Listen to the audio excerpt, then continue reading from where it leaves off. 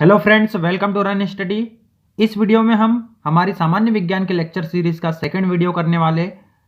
सामान्य विज्ञान में हम सबसे पहला जो हमारा सब्जेक्ट है वो फिजिक्स को कंप्लीट कर रहे हैं और ये हमारा सेकंड वीडियो है इसका। हमने पहले लेक्चर में गति को कंप्लीट किया था। गति में आपको क्या क्या पढ़ना है, तो 5 चीज़ें जो परिभाषाएं है वो हमने पढ़ी थी। दूरी की, विस्थापन की, चाल की, वेग की, त्वरण की और मंदन की।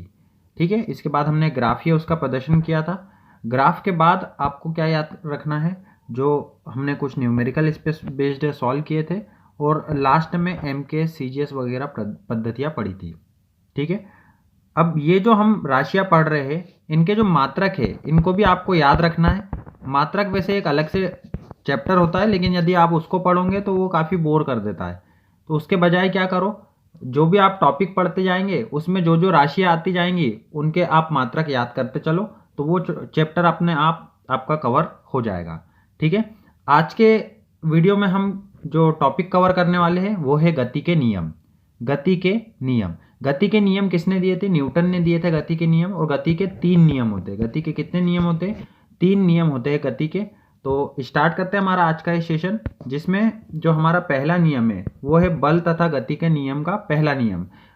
तो गति के जो प्रथम नियम होता है वो ये बताता है कि यदि कोई वस्तु स्थिर अवस्था में है तो वह स्थिर अवस्था में ही रहना चाहती है, और यदि गतिशील अवस्था में है तो वह गतिशील अवस्था में ही रहना चाहती है, जब तक कि उस पर कोई बाह्य बल नहीं लगाया जाए। ये न्यूटन के द्वारा दिए गए गति के नियम थे।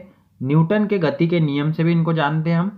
तो गति का पहला नियम न्यूटन ने क्या बोला कि जब कोई वस्तु जिस अवस्था में रहती है उसी अवस्था में रहती है जब तक कि उस पर कोई बाह्य बल नहीं लगाया जाए। ऐसा क्यों होता है? तो ऐसा जड़त्व के गुण के कारण होता है। अब ये जड़त्व क्या है? तो जड़त्व वस्तु का वह गुण है जो उसकी अवस्था परिवर्तन का विरोध करता है। अवस्था परिवर्तन का विरोध करने वाला गुण क्या कहलाता है? जड़त्व कहलाता है। जैसे हम एग्जाम्पल ले यदि, तो एक आलसी व्यक्ति है। आलसी व्यक्ति को यदि हमने कोई काम बोला तो वो इतने आसानी से काम करेगा नहीं, क्योंकि क्या है, वो तो आलसी है ना। तो वो जो काम है उससे यदि करवाना है तो बल लगाना पड़ेगा। एक लगाओ उसको तो वो जरूर वो काम करेगा, है ना। तो उसकी अवस्था पहले विश्राम अवस्था में था, आपने बल लगाया उसको, तो बल लगाने से क्या हुआ, उसकी अवस्था में परिवर्तन आया, वो उठ के चलने लगेगा, तो अवस्था में क्या हुआ, परिवर्तन आया। तो यही नियम न्यूटन ने दिया था पहला नियम बोल के कि यदि कोई वस्तु स्थिर अवस्था में है तो स्थिर अवस्था में ही रहेंगी, गतिशील अवस्था में है तो गतिशील अवस्था में ही रहेंगी, जब तक कि उस पर कोई बाह्य बल आरोपित नहीं किया जाता। तो वह किस गुण के कारण होता है? जड़त्व के गुण के कारण होता है। समझ में आ गई बात? अब ये जड़त्व की जो बात है ना, ये पहले ही गैलीलियो के द्वारा बता दी गई थी। नाम है साइंटिस्ट का गैलीलियो। गैलीलियो ने पहले ही जड़त्व के बारे में बता दिया था, लेकिन उसने क्या बोला था? गैलीलियो ने बोला था कि वस्तु का वह गुण जो उसकी अवस्था परिवर्तन का विरोध करता है ना। मतलब गैलीलियो ने बोला था कि यदि कोई वस्तु स्थिर अवस्था में तो स्थिर अवस्था में ही रहेंगी, गतिशील अवस्था में है तो गतिशील अवस्था में रहेंगी। ऐसा क्यों हो रहा है? तो जड़त्व के कारण हो रहा है, ऐसा गैलीलियो ने बताया था। तो यदि आपसे एग्जाम में क्वेश्चन आए कि जड़त्व का नियम किसने दिया, तो ये दिया था गैलीलियो ने। और गति का पहले नियम से क्या मिलता है? तो बल की परिभाषा मिलती है हमको। किसकी परिभाषा मिलेगी? बल की परिभाषा मिलेगी। अब बल की परिभाषा, क्योंकि बाह्य बल ना लगाया जाए ऐसा शब्द उपयोग किसने करा? न्यूटन ने करा। तो न्यूटन ने बल की परिभाषा दी कि बल वह बाह्य कारक है। बाह्य कारक मतलब बाहरी रूप से लगने वाला कारक। बल वह बाह्य कारक है जो किसी वस्तु की स्थिति में परिवर्तन करता है या परिवर्तन करने का प्रयास करता है। या तो परिवर्तन कर देगा या परिवर्तन करने का प्रयास करेगा। जैसे ये भाई साहब, ये एक टेबल है, इसको खिसकाने का प्रयास कर रहे हैं, तो ये क्या करेंगे? बल लगाएंगे। अब बल 2 प्रकार से लगा सकते हैं, एक इस डायरेक्शन में और एक इस डायरेक्शन में। तो जब ये इस डायरेक्शन में बल लगाएंगे, पहली वाली स्थिति में बल लगाएंगे तो इसको बोलेंगे ये धकेल रहे हैं, और इस स्थिति में बल लगाएंगे तो इसको बोलेंगे वो खींच रहे हैं। ठीक है, जब भी बल अपनी तरफ लगेगा तो खींचना होता है, जब विपरीत दिशा में लगता है अपनी बॉडी से तो उसको बोलते हैं हम धकेल रहे हैं। ठीक है, आगे बात समझ में। तो बल वह बाह्य कारक है जो किसी वस्तु की स्थिति में परिवर्तन करता है या परिवर्तन करने का प्रयास करता है। जैसे यदि हमने किसी दीवार पर बल लगाया तो क्या दीवार में परिवर्तन हो जाएगा उसकी स्थिति में? नहीं हो पाएगा। लेकिन बल तो हमने लगाया है, तो बल कोशिश करेगा स्थिति में परिवर्तन करने की। तो स्थिति में परिवर्तन हो भी सकता है, नहीं भी हो सकता है। बल एक सदिश राशि होती है क्योंकि इसमें दिशा की जरूरत पड़ती है। हमने सदिश राशि को पहले लेक्चर में कवर किया था। यदि कोई राशि है उसमें दिशा की जरूरत पड़ रही है तो उसको हम सदिश राशि बोलते हैं, वेक्टर क्वांटिटी बोलते हैं। और यदि दिशा के बगैर भी हमारा काम चल जा रहा है तो उसको हम स्केलर क्वांटिटी या फिर अदिश राशि बोलते हैं। ठीक है, आगे बात समझ में। अब ये बल की परिभाषा दिया किसने? न्यूटन ने। तो इसलिए न्यूटन ने इसका मात्रक जिसमें हम मापेंगे, अपने नाम पर मात्रक रखा न्यूटन। अपने नाम पर मात्रक क्या रख दिया? न्यूटन मात्रक रख दिया। ठीक है ना। आगे हम सेकंड नियम को देखेंगे जिसमें हमें बल का व्यंजक मिलता है। आगे देखते हैं द्वितीय नियम, गति का द्वितीय नियम। गति का द्वितीय नियम क्या बोलता है? संवेग में परिवर्तन की दर लगाए गए बल के समानुपाती होती है। सभी बातों को आराम से समझेंगे। संवेग में परिवर्तन की दर, हमने पहले वाले लेक्चर में समझा था कि परिवर्तन मतलब क्या होता है? अंतिम माइनस प्रारंभिक। अंतिम माइनस प्रारंभिक को क्या बोलेंगे? परिवर्तन बोलेंगे। की दर मतलब बटे में आ जाएगा समय। और बल के समानुपाती, समानुपाती मतलब यदि एक चीज बढ़ रही है दूसरी चीज भी बढ़ रही है तो उसको बोलेंगे कि ये दोनों चीजें एक दूसरे के क्या है? समानुपाती है। लेकिन यदि एक चीज बढ़ रही है दूसरी चीज घट रही है तो हम बोलते हैं कि ये दोनों चीजें एक दूसरे के क्या है? व्युत्क्रमानुपाती है। क्या है? व्युत्क्रमानुपाती है। आगे बात समझ में। जैसे हवा भरने वाले पंप का एग्जाम्पल ले यदि हम, तो हम क्या लगाते हैं? उस पर दाब लगाते हैं। हम क्या लगाते हैं? दाब। और दाब लगाने से जो पंप के अंदर की हवा है उसके आयतन में क्या होती है? कमी होती है।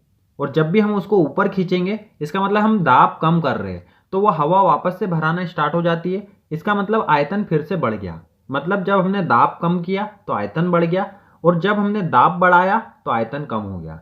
तो ये एक दूसरे के व्युत्क्रमानुपाती हुआ। एक चीज बढ़ा रहे दूसरी चीज कम हो रही है, तो इसको क्या बोलते हैं हम? व्युत्क्रमानुपाती। अब यहां पर सबसे मेन चीज आई है संवेग। संवेग क्या चीज होती है? तो याद रखना है, संवेग मतलब द्रव्यमान और वेग का गुणनफल। संवेग मतलब द्रव्यमान और वेग का गुणनफल करेंगे तो हमें संवेग मिल जाएगा। हमने वेग पढ़ा था। वेग मतलब होता है विस्थापन बटे समय, उसको हम वेग बोलते हैं। मीटर प्रति सेकंड में इसको नापा जाता है। और द्रव्यमान मतलब किलोग्राम में इसको नापेंगे। द्रव्यमान को किस में नापेंगे? किलोग्राम में नापेंगे। संवेग को हम पी से दर्शाते हैं। संवेग को किससे दर्शाएंगे? पी से। m into V, m into V. अब m द्रव्यमान है, इसको किस में नापा जाता है? किलोग्राम में। और वेग को किस में नापा जाता है? मीटर पर सेकंड में, मीटर प्रति सेकंड में। तो इसका मात्रक क्या हो जाएगा? किलोग्राम मीटर पर सेकंड। किलोग्राम मीटर पर सेकंड, ये हमारा संवेग का मात्रक हो जाएगा। अब इसमें परिवर्तन की दर लगाए गए बल के समानुपाती। संवेग में परिवर्तन मतलब क्या? अंतिम संवेग माइनस प्रारंभिक संवेग। की दर मतलब बटे में आ जाएगा समय, और यह बल के समानुपाती है। तो इस प्रकार से जब इसको सॉल्व करेंगे तो हमें मिलेगा F is equal to M A, है ना। फादर इज इक्वल टू माँ। ये फादर और मदर किसके हैं? तो ये न्यूटन के फादर मदर है, याद रखना इसको। F इज इक्वल टू माँ। यहां पर A क्या है? तो A है त्वरण। A क्या है यहाँ पर? A मतलब होता है त्वरण। याद रखना F इज इक्वल टू माँ। कौन सा नियम है न्यूटन का? दूसरा नियम है। A क्या है? त्वरण है। A क्या है? त्वरण। और त्वरण भी हमने पहले लेक्चर में कवर किया था। इसका मात्रक होता है मीटर प्रति सेकंड स्क्वायर, मीटर प्रति सेकंड स्क्वायर। और ये m क्या है? ये है द्रव्यमान। द्रव्यमान का मात्रक क्या होता है? किलोग्राम। तो यदि बल का कोई आपसे मात्रक पूछेगा तो क्या बताएंगे? किलोग्राम मीटर पर सेकंड स्क्वायर। किलोग्राम मीटर पर सेकंड स्क्वायर। यदि इतना बोलने में आपको दिक्कत है तो आप सिंपली न्यूटन भी बोल सकते हैं। क्या बोल सकते हैं? न्यूटन, क्योंकि न्यूटन ने अपने नाम पर रखा था बल का मात्रक न्यूटन। तो या तो न्यूटन बोल लो या किलोग्राम मीटर पर सेकंड स्क्वायर बोल लो, लेकिन आपको बनाते जरूर आना चाहिए इसको, है ना। तो सबसे पहले तो वो जो 6 क्वांटिटी हमने पढ़ी थी पहले वाले लेक्चर में, वो आपको याद होनी चाहिए। ठीक है ना, क्योंकि बहुत ही कम स्टार्टिंग में तो बहुत ही कम सिलेबस हम लेके चल रहे हैं। हर एक वीडियो के जो कंटेंट है वो बहुत ही कम लेके चल रहे हैं ताकि आपको वो याद हो जाए। और ये बेसिक है, यदि ये याद हो गया तो ये समझ जाओ कि आपको फिजिक्स बन जाएगी। ठीक है ना। तो 1 न्यूटन बराबर कितने डाइन, 1 न्यूटन में कितने डाइन, ये क्वेश्चन पूछा जाता है। तो याद रखना है 1 न्यूटन में 10 की घात 5 डाइन के होता है। 1 न्यूटन में कितने डाइन? 10 की घात 5 डाइन होती है 1 न्यूटन में। तो ये सारी बातें आपको याद रखनी है। अगला आता है हमारे पास, अब हम न्यूमेरिकल करते हैं। इसी पे बेस्ड क्या करेंगे? न्यूमेरिकल करेंगे। देखो न्यूमेरिकल कैसे आते हैं। एक 5 किलोग्राम द्रव्यमान वाली वस्तु है। कितने किलोग्राम द्रव्यमान वाली वस्तु है? 5। तो द्रव्यमान मतलब क्या दिया है? तो m दिया हुआ है, हम लिख लेंगे m बराबर 5 किलोग्राम। क्या लिख लेंगे? m बराबर 5 किलोग्राम। द्रव्यमान वाली वस्तु 2 सेकंड के लिए, कितने सेकंड के लिए? 2 सेकंड के लिए, मतलब समय दिया है t बराबर 2 सेकंड, नियत बल कार्यरत होता है। एक नियत बल 2 सेकंड के लिए कार्यरत होता है। यह वस्तु के वेग को 3 मीटर पर सेकंड से बढ़ाकर 7 मीटर पर सेकंड कर देता है। पहले लेक्चर में हमने पढ़ा था कि जो पहला वाला वेग रहेगा उसको हम u से दर्शाएंगे, मतलब प्रारंभिक वेग, वो कितना है? 3 मीटर पर सेकंड। और जो बाद वाला वेग रहेगा उसको हम बोलेंगे v, उसको 7 मीटर पर सेकंड v से दर्शाएंगे और 7 मीटर पर सेकंड है उसका मान। ठीक है ना। हमें निकालना क्या है? बल की गणना करना है। तो चूंकि हमारे पास फॉर्मूला है F is equal to M A. F is equal to क्या है? एम ए हम निकाल सकते हैं त्वरण। त्वरण कैसे निकालेंगे? वेग में परिवर्तन बटे समय। वेग में परिवर्तन बटे समय। तो वेग में परिवर्तन कैसे? अंतिम वेग माइनस प्रारंभिक वेग बटे में आ जाएगा समय। m का मान कितना दिया हुआ है? 5 किलोग्राम। v का मान कितना दिया है? 7 मीटर पर सेकेंड। u का मान कितना दिया है? 3 मीटर पर सेकेंड। t का मान कितना दिया हुआ है? 2 सेकेंड। तो यहाँ पर हम निकाल सकते 5 गुणा 7 में से 3 जाएंगे तो 4 बचेगा, बटे में आ जाएगा 2, 2 दूनी 4, तो 5 दूनी 10। 10 न्यूटन का बल लगेगा। कितना बल लगेगा? 10 न्यूटन का बल लगेगा। ठीक है, आ गई बात समझ में?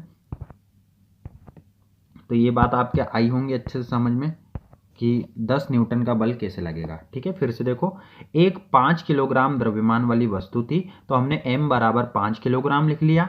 2 सेकंड के लिए एक नियत बल कार्य कर रहा था, मतलब t बराबर 2 सेकंड दिया हुआ है। इससे उस वस्तु के वेग में जो 3 मीटर पर सेकंड था वो बढ़कर 7 मीटर पर सेकंड हो गया, मतलब v बराबर 7 मीटर पर सेकंड। तो बल का फॉर्मूला हम लगा देंगे F is equal to M A. मतलब क्या होता है? वेग में परिवर्तन बटे समय। पहले वाले लेक्चर से हमें पता चला। तो v का मान है 7, u का मान है 3, t का मान 2 रख दिया, m का मान 5 रख दिया। हमने सॉल्व किया इसको तो 10 न्यूटन हमारा आंसर आया है। ठीक है ना। तो इसका आंसर क्या आ जाएगा? 10 न्यूटन। आपको भी करके देखना है इसको, तो बनेगा। नहीं बनेगा तो कमेंट करना, अलग से हम करने की कोशिश करेंगे। ठीक है। अगला क्वेश्चन है सेकंड, किसमें अधिक बल की आवश्यकता होगी? 2 किलोग्राम द्रव्यमान वाली किसी वस्तु को 5 मीटर पर सेकंड स्क्वायर की दर से त्वरित करने में, या 4 किलोग्राम वाली वस्तु को 2 मीटर पर सेकंड स्क्वायर की दर से त्वरित करने में। अब देखो, यदि क्वेश्चन में आपको समझ में नहीं आता है कि जो चीज़ें दी हुई है वो कौन कौन सी है, तो उसके मात्रक से भी हम समझ सकते हैं। किलोग्राम किसका मात्रक है? द्रव्यमान का। तो m बराबर हमने पहले केस के लिए लिख लिया 2 किलोग्राम, और दूसरे केस के लिए m बराबर क्या हो जाएगा? 4 किलोग्राम। देखो दूसरा केस में दिया हुआ है 4 किलोग्राम, तो ये यहाँ से 4 किलोग्राम दूसरे केस के लिए और 2 किलोग्राम पहले केस के लिए हमने m का मान लिख लिया। किसी वस्तु को 5 मीटर पर सेकेंड स्क्वायर, अब मीटर पर सेकेंड स्क्वायर किसका मात्रक होता है? तो ये त्वरण का मात्रक होता है। तो पहले केस के लिए त्वरण क्या हो जाएगा? 5 मीटर पर सेकेंड स्क्वायर हो जाएगा। क्या हो जाएगा? 5 मीटर पर सेकेंड स्क्वायर हो गया। और दूसरे केस के लिए त्वरण का मान क्या हो जाएगा? a बराबर 2 मीटर पर सेकेंड स्क्वायर। क्या हो गया? 2 मीटर पर सेकेंड स्क्वायर। अब हमें बल बताना है किस में अधिक लगेगा, तो पहले बल निकाल लेते। पहले केस के लिए क्या करना है? एम ए मतलब दोनों का गुणा कर दो, 5 दूनी 10 हो जाएगा। और दूसरे केस में भी F is equal to M A करेंगे हम, 4 दूनी 8 हो जाएगा। तो बताओ 10 बड़ा है कि 8 बड़ा है? तो इसके आंसर हो जाएगा 10 बड़ा है। तो पहले वाले केस में 2 किलोग्राम द्रव्यमान वाली वस्तु को 5 मीटर पर सेकेंड स्क्वायर के दर से त्वरित करने में हमें ज़्यादा बल लगेगा। ठीक है ना। तो ये इस प्रकार से ये इसका उत्तर हो जाएगा। ठीक है, अगला क्वेश्चन देखते हैं। एक कार 108 किलोमीटर प्रति घंटे की गति से चल रही है और ब्रेक लगाने के बाद यह रुकने में 4 सेकंड का समय लेती है। कार पर लगाए जाने वाले ब्रेक के बाद लगने वाले बल की गणना करना है हमें। यदि कार कार का यात्रियों सहित कुल द्रव्यमान 1000 किलोग्राम है। तो पहली बात तो m दिया हुआ है 1000 किलोग्राम, ये लिख लिया हमने। ठीक है, एक कार की गति कितनी थी? 108 किलोमीटर प्रति घंटा। तो हम गति लिख लेंगे कि कार की जो गति थी वो कितनी थी? u बराबर, पहली है ना, 108 किलोमीटर प्रति घंटे को मीटर पर सेकंड में बदलेंगे तो 5/18 का गुणा कर देंगे, इसको काट देंगे, 18 एकम 18, 18 छंग 108 होते हैं। ठीक है, 18 पंजे 90, 18 छंग 108 और 5 छंग 30 हो जाएंगे। तो हमें मिल गया u बराबर 30 मीटर पर सेकंड। अब 4 सेकंड का समय ले रही है कार ब्रेक लगाए जाने के बाद रुकने में, तो रुक गई तो उसका वेग कितना हो जाएगा? 0 मीटर पर सेकंड। रुक गई तो वेग कितना हो जाएगा? 0 मीटर पर सेकंड उसका वेग हो जाएगा। तो m मिल गया हमें, u मिल गया हमें, v मिल गया हमें, t हमें दिया हुआ है। t कितना दिया हुआ है? कितने सेकंड लग रहे? 4 सेकंड। अब हमने इस टाइप का क्वेश्चन पहले भी करा है। F is equal to M A कैसे निकालेंगे? v माइनस यू बटे टी से निकालेंगे, है ना। तो m का मान कितना है? 1000 किलोग्राम। m का मान कितना है? 1000 किलोग्राम। v का मान कितना है? 0। u का मान कितना है? 30 और t का मान कितना है? 4। तो ये मान रख दिया हमने। 4 से 1000 को 250 बार काट देंगे। ठीक है, काट लो 250 बार, और 250 का पहाड़ा 3 बार लेंगे तो 750 आएगा, और 0 वैसा की वैसा न्यूटन। तो कितना बल लगा? 7500 न्यूटन। माइनस मतलब वो रिटार्डेशन है, क्योंकि ब्रेक लग रहा है ना, तो मंदन हो जाएगा। ब्रेक लगेगा तो क्या होगा? मंदन होगा। तो 7500 इसका आंसर आएगा मंदन के रूप में। ठीक है, जब भी ब्रेक लगता है तो क्या होता है? मंदन होता है। आगे बात समझ में। ये हमारे 2 नियम हो गए। अब हम तीसरे नियम की तरफ बढ़ते हैं। गति का तीसरा नियम बहुत ही सिंपल है कि प्रत्येक क्रिया के बराबर तथा विपरीत प्रतिक्रिया होती है। हर क्रिया के बराबर तथा विपरीत प्रतिक्रिया होंगी। इसके एग्जाम्पल में आपने देखा होगा, जनरल लाइफ में भी क्या होता है, जैसे अपन ने किसी को थप्पड़ मारा तो वो रुकेगा थोड़ी ना, वो भी क्या करेगा? फिर से हमें पलट के थप्पड़ मारेगा। अब मान लो यदि वो थप्पड़ पहले वाले की तुलना में ज़्यादा है तो फिर हम उसको फिर से मारते, कह रहे बहुत जोर से मार दिया तूने, तो है ना। तो मतलब बराबर करने की कोशिश करते। हर क्रिया के बराबर तथा विपरीत प्रतिक्रिया होती है। ये आपने कभी नाव से आप उतरे होंगे तो उस समय भी हम अनुभव करते हैं कि उतरते टाइम नाव पे हम बल लगाते हैं तो नाव भी हमें ऊपर की तरफ एक बल लगाती है। तो इसलिए हमें क्या लगता है? ऊपर की तरफ एक धक्का लगता है। ठीक है, बंदूक से जो गोली चलाते हैं तो गोली आगे की तरफ जाती है और वो जो बंदूक है वो पीछे की तरफ आती है। तो हर क्रिया के बराबर तथा विपरीत प्रतिक्रिया का सटीक एग्जाम्पल है बंदूक से गोली का चलना। इसका एक प्रतिक्षिप्त वेग, मतलब जो बंदूक है वो पीछे की तरफ किस वेग से आती है, इस पर एक न्यूमेरिकल पूछा जाता है एग्जाम में। तो वो न्यूमेरिकल भी हमें अच्छे से आना चाहिए। एक और है तीसरे एग्जाम्पल से रिलेटेड कि जो रॉकेट उड़ता है तो रॉकेट नोदन बोलते हैं उसको। क्या बोलते हैं? रॉकेट नोदन। तो रॉकेट नोदन का जो सिद्धांत है वो किस सिद्धांत पे काम करता है? तो याद रखना है, वो संवेग संरक्षण पर काम करता है। किस पे काम करता है? संवेग संरक्षण पे काम करता है। अपन ने परिवर्तन पढ़ा। परिवर्तन का मतलब क्या होता है? अंतिम माइनस प्रारंभिक। परिवर्तन मतलब क्या होता है? अंतिम माइनस प्रारंभिक होता है, अंतिम माइनस प्रारंभिक। और यहां पर आया है संरक्षण। संरक्षण मतलब होता है प्रारंभिक बराबर अंतिम, मतलब जो पहले था उतना ही आखिरी में मिल रहा है, हमको वही चीजें मिल रही है, तो इसका मतलब है कि वो संरक्षण है। संवेग पहले जितना था बाद में भी उतना ही मिला, तो मतलब संवेग का संरक्षण हुआ। संवेग का क्या हुआ? संरक्षण हुआ। जैसा पहले संवेग वैसा बाद में संवेग, संवेग का संरक्षण। जितनी ऊर्जा पहले बाद में भी उतनी ही ऊर्जा मिली, तो ये हो जाएगा हमारी ऊर्जा का संरक्षण। आगे बात समझ में। तो रॉकेट नोदन का सिद्धांत किस सिद्धांत पे काम करता है? संवेग संरक्षण के सिद्धांत पे काम करता है। अब वो जो न्यूमेरिकल मैंने आपको बताया वो न्यूमेरिकल एक बार कर लेते हैं। देखो सिंपल है, ज़्यादा डीप में नहीं जाते, मैं डायरेक्टली आपको ये बता देता हूँ कि इसको कैसे सॉल्व करना है। 2 किलोग्राम के एक पिस्टल को से 20 ग्राम द्रव्यमान की एक गोली 150 मीटर पर सेकंड के वेग से छोड़ी जाती है। तो पिस्टल जो पीछे हटेंगी वो हमें वेग बताना है। इसी टाइप का क्वेश्चन आपको देखने को मिलेगा। तो पिस्टल का वेग 150 मीटर पर सेकंड। तो वेग में क्या करो, पिस्टल का वेग तो हमें निकालना है। जो पिस्टल की जो द्रव्यमान है 2 किलोग्राम, उसमें हमें जो वेग निकालना है उसका गुणा करो। ठीक है, बराबर में जो गोली का वेग दिया है वो, और इनटू कर दो इसका द्रव्यमान। तो द्रव्यमान 20 ग्राम है, हमें किस में निकालना पड़ेगा, किलोग्राम में, तो उसको 1000 से भाग दे दो, क्योंकि ग्राम को यदि किलोग्राम में बदलना है तो 1000 का फर्क रहता है, 1000 ग्राम बराबर 1 किलोग्राम होता है, तो इसलिए हम क्या करेंगे, 1000 से भाग दे देंगे। अब इसको बस सॉल्व कर लो, तो 0 से 0 कट जाएगा, इधर वाले 2 से ये वाला 2 कट जाएगा, और 0 से ये वाला 0 कट जाएगा, तो मतलब 15/2, तो इसको हम लिख सकते हैं 3/2। क्या लिख सकते हैं, 3/2। तो v बराबर हो जाएगा 1.5 मीटर पर सेकेंड, और ये माइनस में रहेगा क्योंकि जिस डायरेक्शन में गोली चलती है उसकी विपरीत दिशा में ये बल, ये वेग हमारा जाता है, तो ये माइनस में वेग आएगा। माइनस में वेग का मतलब क्या है, गोली की तुलना में जो बंदूक है वो विपरीत दिशा में जाती है। आगे बात समझ में, कुछ भी नहीं करना है, बंदूक का द्रव्यमान गुणा बंदूक का वेग बराबर गोली का द्रव्यमान गुणा गोली का वेग, बस इतना ही करना है आपको। यदि प्रतिक्षिप्त वेग के बारे में पूछा जाता है ना, जो बंदूक हट रही है, पिस्टल हट रही है, वो किस वेग से हट रही है उसके बारे में यदि पूछा जाता है तो आपको इतना ही करना है इसमें, ठीक है। आगे बात समझ में, तो ये आपका आज का लेक्चर था। अब हम क्या करते, पिछले लेक्चर से संबंधित एक क्वेश्चन मैं आपसे पूछता हूँ कि जो वेग समय का जो ग्राफ होता है, किसका ग्राफ, वेग समय का जो ग्राफ होता है उसका ढलान किसको प्रदर्शित करता है, ये बताना है आपको।